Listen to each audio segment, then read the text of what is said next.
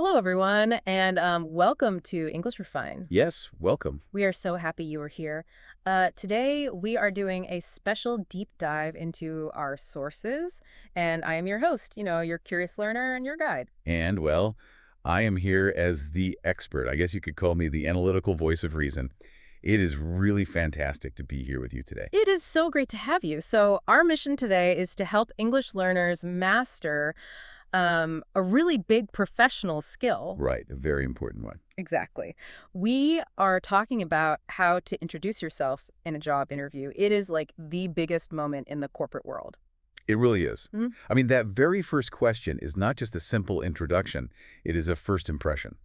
Yeah, that makes sense. It sets the tone for everything that happens next. So by learning how to answer this using simple, clear English, our listeners will feel really confident and ready for success. I love that. Feeling confident is key, especially when you are speaking a second language. So let's jump right in, which just means let's get started right away. Let's do it.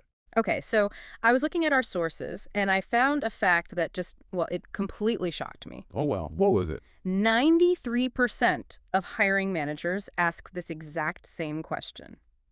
93%. That is a huge number. Right. It is the most common interview question in the world. The question is, tell me about yourself. It is a staggering number, yes. But from a psychological perspective, it actually makes complete sense. Really? How so? Well, the fascinating thing here is that interviewers don't always use those exact same English words. The core meaning is the same, but, the packaging changes. Oh, I see. So they might use different phrases to ask for the exact same information. Exactly. And for our English learners practicing out there, this is really important to know. They might say something like, walk me through your resume. Wait, walk me through it. Let's explain that phrase for our listeners because that is a very common English idiom. Yes, good idea. Wait. Walk me through simply means, well, explain it to me step by step from the beginning to the end. Right, like a guided tour of your job history. Exactly. Or, they might say, tell me a little more about your background. In business English, your background just means your past jobs and your education. Okay, that is easy enough to understand. I have also heard them ask, what should I know about you that is not on your resume? Yes, that is another very common one. So no matter which of these specific phrases they use, their goal is exactly the same. Which is what, exactly? They want a clear, simple summary of who you are and what value you bring to their company. Okay, but I have to push back here for a second. Sure, go ahead. If the interviewer is sitting right across from me and, they literally have my printed resume right there in their hands, why do they ask me to tell them about myself? That is a very fair question. I mean, they can read the paper. Why do I have to speak all the words out loud? Is it like a trick? No, it's not a trick at all. Actually, if we look at the sources, they explain a really deep truth about hiring. A job interview is not an interrogation. An interrogation. Let's explain that big word. Right, sorry. An interrogation is, well, what police officers do when they question a criminal. It is hostile and scary. Oh, yeah. An interview should definitely not feel like that. Exactly. An interview is a strategy session. It is a friendly meeting to see if you and the company are a good fit. Okay, that makes it sound a lot less scary. Right. They ask this question because they don't just want a list of facts. They want to see how you communicate. Ah, I see. So the paper tells them the facts, but your voice shows them your personality. Precisely. The sources use this really great phrase. They call it providing color commentary. Color commentary. What does that mean? Well, think about watching a sports game on TV. The main announcer tells you the facts, like who passed the ball and what the score is. Right. The boring stuff. Yes, the factual stuff. That is your resume. But the second announcer is the color commentator. They tell the exciting stories about the players. They talk about the struggles, the hard work, the passion. Oh, I absolutely love that. So your spoken answer is the behind-the-scenes story. Exactly. They want your human story. Wow, okay.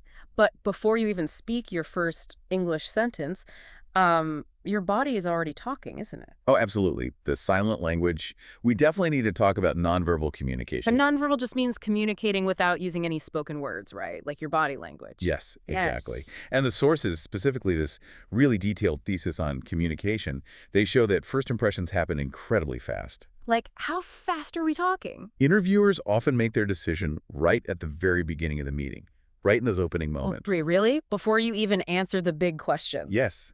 And here's the craziest part. Your body language has over 4 times more impact than the actual words you use. Over 4 times more impact. That is insane. It really is. So even if my English grammar is completely perfect, if my body language is bad, I might lose the job. Unfortunately, yes. The thesis source talks about a concept called nonverbal immediacy. Immediacy. That is a tricky word. Let's make that really simple. Sure. Immediacy essentially just means closeness. It is physical actions that create a feeling of warmth, trust, and connection. Okay, well, I definitely want to look warm and trustworthy. So let's give our listeners some practical tools. What are the do's? Like, what should we actually do with our bodies? First and foremost, eye contact. It is the most reliable indicator of success. You must have steady and sustained eye contact. Steady and sustained. So that means you look at the person consistently. You don't, like, stare at the floor when you are nervous. Exactly. Or look up at the ceiling. Just look at them warmly, like you would look at a good friend. Okay, eye contact is number one. What is next? Next is your posture. That means how you sit in the chair. You should lean slightly forward. Lean forward. Or Why? Because leaning forward shows active interest. It physically shows that you care about the conversation. And you also need to keep an open posture. what does an open posture look like? It means your arms are relaxed. You You definitely should not cross your arms tightly over your chest. Oh, yeah. Crossed arms always make people look angry or defensive. Exactly. It creates a physical barrier. Open arms show you are friendly and open to their ideas. Makes sense. And what about our faces? Smiling and nodding your head, moving it up and down, shows agreement. It silently tells them, I understand you. And smiling just makes everyone feel better. It reduces tension. Always. Yeah. Now, the sources also talk about appearance, like what you should wear. Ooh, this is a good topic. What is the rule for dressing for an interview? The source gives a great rule. Dress for a job that is 2 steps above the one you are actually applying for. 2 steps above. So wearing very neat, professional clothes like a navy or gray suit. Yes, classic colors are always a safe bet. But wait, let me ask you about something. What if I am applying for a job at like a really casual tech company where everyone wears t-shirts? Good point. If I walk in wearing a formal suit, won't I look completely out of place? That is a very smart pushback. The 2 steps above rule is really about showing respect. You have to adapt it to the company. So if the company is super casual, dressing 2 steps above might just mean wearing really nice, clean jeans and a very crisp button-down shirt. You look polished, but you still fit in. Ah, I see. You just want to look like you are taking the meeting seriously. Exactly. Okay, so we have the do's, eye contact, leaning forward, open posture, smiling, nodding, and dressing well. But what about the don'ts? Well, the biggest mistake is something called using adapters. Adapters, like a phone charger. No, not quite. In psychology, adapters are nervous physical habits. Oh, like when people fidget. Yes, exactly. They're little movements we do when we feel anxious, like scratching your head, biting your lips, or playing with your clothes. Oh, no, I do that. When I get nervous, I always play with my pen. Many people do. But in an interview, it shows extreme anxiety. You have to try really hard to keep your hands calm. Rest them quietly on the table. That is great advice. Keep your hands calm. What about bad posture? Do not cross your legs tightly. And definitely do not lean way back in your chair. It makes you look bored. And never slouch. Slouching means letting your shoulders round forward, right? Looking tired. Right. You want to sit up straight and look strong. Okay, so our bodies are ready. But what about how we sound? The vocal cues. Yes. 38% of emotional information comes from how you use your voice. Wow, 38%. So it's not just the English words, it's the music of the words. Precisely. First is your speed. You should aim for a moderate, steady speed. Let's explain why that is so important for English learners. When we speak a second language and we feel nervous, we just want to talk really fast to get it over with. Exactly. But speaking too fast shows panic. A steady, moderate speed shows calm confidence. And it makes your English much easier to understand. Yes, clarity is so important. What else besides speed? Tone. You need variation in your volume and pitch.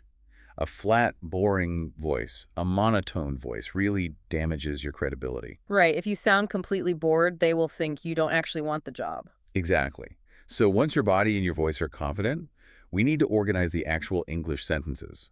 Yes. This is the part everyone worries about. What exactly do we say? We need a simple structure, like a map. We do. And our sources provide some really brilliant, simple formulas to use. A formula is just a reliable structure, right? It keeps you from getting lost in your own thoughts. Let's break these down very slowly for our learners. Let's start with the easiest one. It is called the PPT formula. PPT. What do those letters stand for? Past, present, and future. Oh, that is so simple. It is just the natural timeline of your life. Exactly. First, the past. You briefly tell them how you got here, maybe your education or your first job. Okay, that is P number 1. What about the present? Present is what you do right now, your current job and your current skills. Makes sense. And future. Future is what you want to do next, and most importantly, how it fits with this specific company. Let's give our listeners an example of PPT in very simple English. Good idea. So for past. In the past, I studied business and worked in a small shop. For present. Presently, I work as a sales assistant at a large company, solving customer problems. Great. For future. Looking to the future, I want to be a manager, which is why I'm so excited about this position at your company. That is a winning answer. Mm-hmm. It is clean, simple, and tells a perfect story. I love PPT. But what if we want to focus more on our skills? There is another formula in the sources, right? Yes, the SEAT formula. S-E-A-T, like the chair you were sitting on. Oh, that is a great way to remember it. Let's break down SEAT. What is the S? S stands for skills. Yeah. You start by mentioning your best skills. The sources highly recommend mentioning problem solving, communication, and collaboration. Let's define those simply. Problem solving means you can fix things. Communication means you write and speak clearly. Collaboration means you work really well with a team. Exactly. Then we have E, which is experience. So what kind of experience do employers want to hear about? They love hearing about working on teams or handling time-sensitive projects. Time sensitive just means projects with a very strict deadline. You don't panic when you are running out of time. Right. Then comes the A, which stands for achievements. Achievements are your wins, like getting an award. But we shouldn't list every single win we've ever had, right? Definitely not. Just give one really good example, like I was Employee of the Month last year. Okay. And finally, the T. What does T stand for? T stands for type of person or your training. Yeah. You end your answer by telling them about your character. So you could say, I am the type of person who takes responsibility for my work. Perfect. So that is SEAT, skills, experience, achievements, and type of person. These acronyms are so helpful. There is another really powerful one called RISE, right? R-I-S-E. Yes, the RISE formula. This one is great for making a really strong, fast impact. Let's go through the letters. What is R? R stands for resume. But, and this is very important, it does not mean reading your whole resume. Right, because we said earlier that reading your resume is super boring.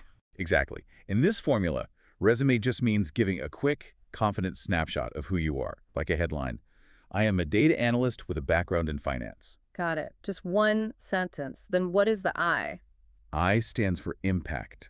This is huge. Impact means the measurable results you have delivered. You have to use numbers. Oh, yes. The sources say employers absolutely love numbers. Why is that? Because numbers are facts. If you say, I am a hard worker, that is just your opinion. But if you say, I saved the company 20% in costs, that is a solid fact. That makes total sense. Facts are stronger than opinions. Okay, what is the S in RISE? S stands for strengths. But you must link your strength directly to the impact you just mentioned. So if I save the company 20%, my strength should explain how I did that. Right. You could say, my biggest strength is finding errors in spreadsheets, which is how I saved the company that 20%. Oh, wow. That links them together beautifully. And the final letter E. E stands for exceptional. What is your unique edge? Why should they give the job to you instead of someone else? So this is where you talk about something really special about yourself, like, I am exceptional at staying perfectly calm when customers are angry. Exactly. So RISE is resume, impact, strengths, and exceptional. Now, there's one more very famous method. We have to talk about the STAR method. STAR. Yeah. Yes, this is mostly used when they ask you to tell a specific story. Like when they say, tell me about a time when you solved a problem. Let's role play this for our English learners. I would love to. So I am the boss, and I ask you a hard question. What does the S stand for? S is the situation. I need to set the scene. Last year, the computer system crashed during a really busy week. Okay, that is the situation. What is T? T is task. What was my job? My task was to make sure our clients still got their files on time. Makes sense. What is A? A is action. What did I actually do? I created a manual backup system on paper and organized a small team to deliver the files. And what is the R? This one is the most important, right? Yes. R is the result. This proves you did a good job. As a result, we didn't lose a single client, and the computers were fixed the next day. That is a beautiful story. Situation, task, action, result. And you are right, the result is the punchline of the story. You have to include it. You really do. The sources also briefly mention Pearl and BIVE. Let's just touch on those really quickly. Sure. PEARL stands for Professional Experience, Education, Achievements, Relevant Skills, and Life Goals. It is just another way to organize your thoughts. And BIF, that sounds like a funny word. BIF stands for Background, Interests, and Fit. Fit just means why your personality matches their company. That one is so short and easy to remember. Background, interests, fit. Exactly. The point isn't to memorize all of these formulas. Just pick the one that feels best for you and practice it. Right. Using a formula keeps you on track. But even with a great formula, things can still go wrong, right? Oh, absolutely. There are some major hidden traps. Yeah, I want to talk about those because it is so easy to get nervous, especially speaking a second language. What are the absolute worst things to do when introducing yourself? Let's go through the 5 big mistakes. Mistake number 1 is failing to adapt to the employer. What does adapt mean here? It means you cannot use the exact same answer for every single company you interview with. A bank needs different skills than a small tech startup. So how do we fix that? You need to mirror the language they use in their job description. Mirroring. That means using their exact words, right? Like, if they ask for someone who likes a fast-paced environment, I should say that exact English phrase. Yes, it isn't copying. It is showing them that you speak their language. It makes them feel comfortable. I love that. Okay, Yeah. Mistake number 2. Mistake 2 is repeating your resume word for word. We talked about this a bit, but it is so common. Right, they can read the paper. They don't want a boring list of duties. Exactly. Tell them the story behind the paper. Why did you change jobs? What are you passionate about? That makes perfect sense. What is mistake number 3? Giving a life history. Oh, I see this all the time. People get nervous and start from the very beginning of their lives. Yes. Do not start with, I was born in a small town and I have 2 brothers. The employer really doesn't need to know that. Unless, of course, your hometown directly explains why you chose this career. But usually, keep it professional. Exactly. Which leads us to mistake number 4, talking about controversial or overly personal topics. This is a really strict rule for our learners. A controversial topic is something people argue about. You must never talk about religion or politics or recent news events in a job interview. Never. And do not talk about personal health problems or relationship drama either. Keep it purely professional. What about hobbies? Like, what if I really love playing video games all weekend? Well, the sources say you should only share hobbies if they ask, or if the hobby shows you are a disciplined person. Disciplined. So, like, if my hobby is running marathons or reading books to learn a new language. Yes, those show you work hard. But playing video games all weekend doesn't really help your professional image. Good point. Okay, we have reached the 5th mistake. And the sources say this is the biggest one of all. It is. Mistake number 5 is rambling. Rambling. Let's explain that. It means talking and talking without ever making a clear point. Yes, when people panic, they just fill the silence with words. The sources share a story about a guy with amazing experience who got rejected 6 times in a row. 6 times. Why? Because when they asked him to introduce himself, he spoke endlessly. He never stopped. He just dumped information on them, and they got totally overwhelmed. Oh, wow. So what is the rule here? How long should our answer be? Keep it very short. Just a few well-crafted sentences. It should be a brief summary, not a whole book. Right. If you use one of the formulas like PPT or RISE, it naturally stops you from rambling. Exactly. The formula is your safety net. Okay, this is so helpful. Now that we know the formulas and mistakes, let's put it all together into practical examples. Let's give our English learners some simple sentences they can practice today. Let's do it. How should we start the very first sentence? Always start with a warm greeting and gratitude. Thank them for the opportunity. Okay, here is a simple practice phrase. Listeners, you can repeat this. Good morning. Thank you for inviting me to discuss this position. That is perfect. It is polite and sets a really positive tone. Let's do it one more time. Good morning. Thank you for inviting me to discuss this position. Excellent. Now, earlier we talked about using metrics, numbers. Yes. Numbers prove you did a good job. Right. So our learners should know their numbers, like team size or percentages. Here is an example sentence using a number. I reduced reporting time by 30%. That is a very strong sentence. Let's try another one. I managed a team of 15 people. It is so simple, but it sounds so professional. It really does. Now, the sources give us some real-life examples for different types of people. Let's look at the first one, the new graduate. The new graduate. This is someone fresh out of university who has almost zero job experience. How do they answer the big question? They need to focus on their education and their passion. Yeah. Passion is so important when you don't have experience. Exactly. The source gives an example of an English major who wants to work in digital advertising. How do they connect English literature to selling products? They focus on the story. They could say, I studied English because I love crafting narratives, and I am so excited to use my storytelling skills to help build your advertising campaigns. Oh, that is so smart. They linked their past study to the company's future need. It is a perfect pivot. Okay, the second example is the career changer. Someone moving to a totally new industry, like a restaurant bartender applying for an office job in human resources. Right. For this, you use a technique called reframing. You look at your old job in a new, positive way. So the bartender shouldn't say, I just poured drinks. Exactly. Instead, they say, as a bartender, I learned how to listen with compassion and build trust with angry customers. Now, I want to bring those communication skills to your human resources team. Wow. That makes bartending sound like the perfect training for HR. It really does. It highlights the transferable skills. Okay, the final example is the career gap.